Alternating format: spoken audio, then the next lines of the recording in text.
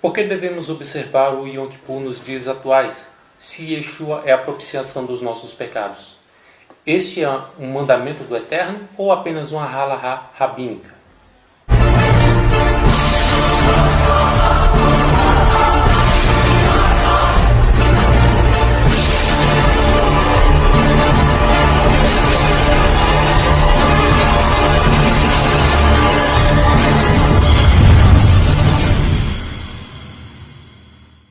Embora nós sempre possamos fazer techuvá, o Eterno Elohim reservou os 10 dias em Rosh Hashanah e Yom Kippur, inclusive como dias especiais de techuvá. Quero apresentar aqui, nesse shiur, o mês hebraico de Elul, que dura 30 dias, serve como uma preparação para os 10 dias de techuvá. Um dos textos que é lido dentro desse período é Eu sou do meu amado e o meu amado é meu.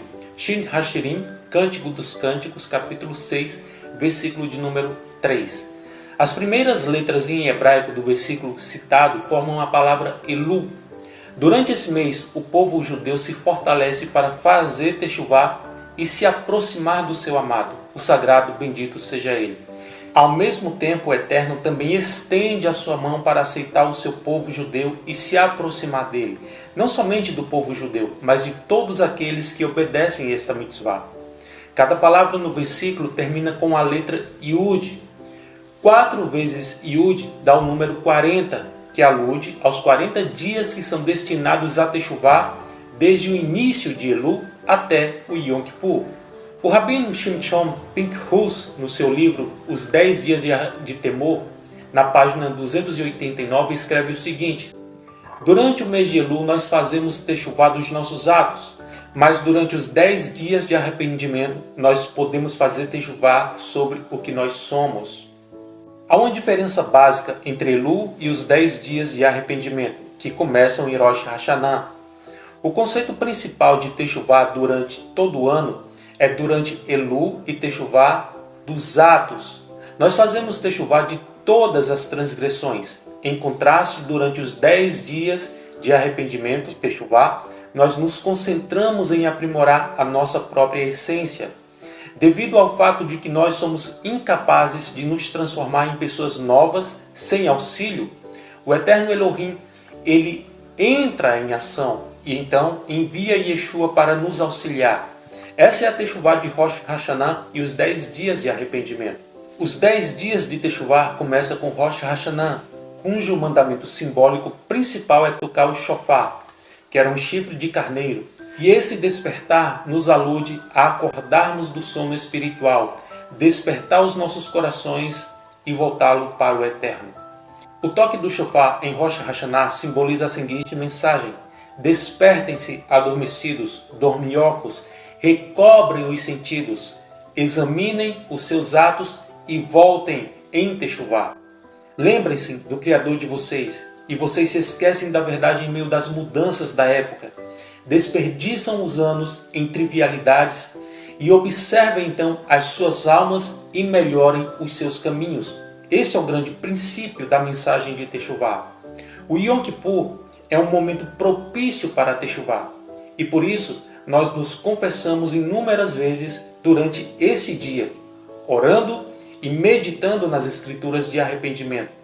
O Yom Kippur é um momento propício para a techuvá para todos, para indivíduos e para a comunidade como um todo.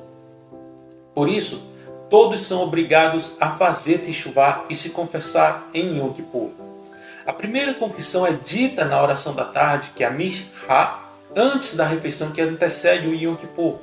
Mais tarde, ela é dita novamente na oração noturna, o Ma'ariv, e mais uma vez na oração matinal, que é o Shaharit.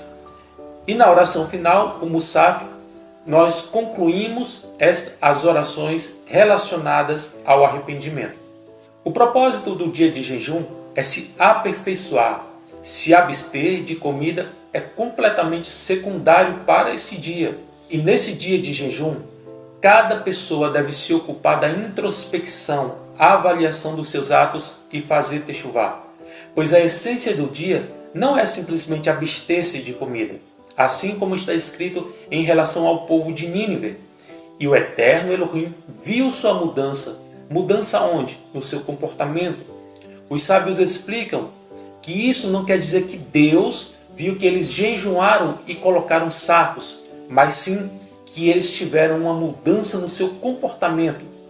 O seu caráter foi completamente modificado pelo arrependimento, pois jejuar somente é uma preparação para Techuvá. Portanto, quem passeia e desperdiça o dia de jejum coloca o que é secundário acima do que é primordial, a Techuvá. O jejum jamais pode estar acima da Techuvá. Quando a pessoa parte desse mundo, ela não pode mais mudar a si mesma e consertar o seu passado. Uma vez que a pessoa nunca sabe quando morrerá, ela deve considerar cada dia como sendo o último dia da sua vida. Em outras palavras, a pessoa deve fazer Techuvá cada dia da sua vida. Os 10 dias de arrependimento de Rosh Hashanah e Yom Kippur e o mês de Elul, que o antecede, foram reservados pelo Eterno especificamente com o propósito de Techuvá. Esse tema é intensamente refletido pelos toques de shofar em Rosh Hashanah, que é o despertador espiritual de fundamental importância, e as confissões de Yom Kippur.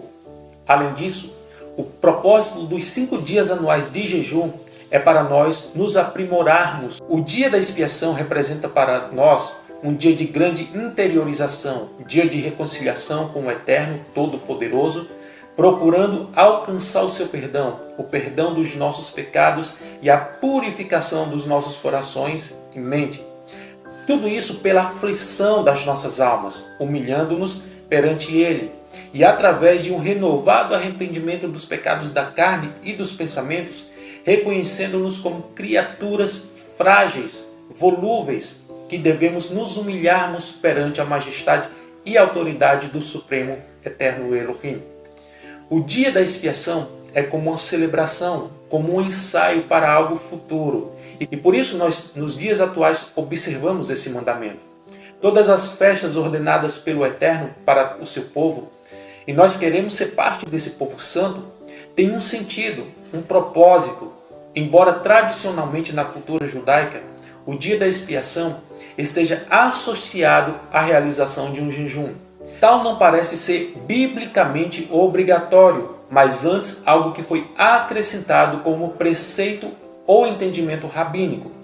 Pois a palavra que ali vem referida em hebraico no texto de Levíticos 16 e 29, também 23 e 27 e Números 29 e 7, a palavra é anar, que significa afligir as vossas almas, e não jejuar, que em hebraico é tsum. Se, porém, no processo de entrega e humilhação perante o Altíssimo, aquele que assim o faz propuser no seu coração e na sua mente realizar um jejum como parte da necessidade de se humilhar perante Ele, afligir a sua alma perante o Eterno, deve fazê-lo sim, sem nenhuma sombra de dúvida. Se a sua saúde o permitir, é lógico. Assim, quem propuser no seu íntimo realizar nesse dia um jejum dedicado ao Altíssimo, ele o receberá quando feito com entendimento. Mister deixa claro que desde já que o jejum realizado pelos judeus e até por Paulo no dia da expiação era uma prática comum entre os fiéis, como nós podemos observar pelo que Shaul deixou escrito em Atos capítulo 27, versículo 9. Tínhamos perdido muito tempo e agora a navegação se torna perigosa, pois já havia passado o jejum. Por isso Shaul os advertiu.